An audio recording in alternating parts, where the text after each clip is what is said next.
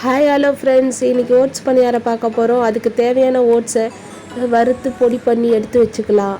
அதுக்கப்புறம் ஒரு கடாயில் 2 ஸ்பூன் எண்ணெய், ஒரு அரை ஸ்பூன் கடுகு போட்டு, 1 ஸ்பூன் உளுந்து போட்டு வறுத்து எடுத்துட்டு, ஒரு 10 சின்ன வெங்காயம், ஒரு பச்சை மிளகா, 2 பல்லு பூண்டு, இது எல்லாம் நறுக்கி போட்டு வதக்கிட்டு, ஒரு கேரட்டு, ஒரு அரை கொடை மிளகா, இதை நல்லா சீவி இதையும் போட்டு நல்லா வதக்கிடலாங்க.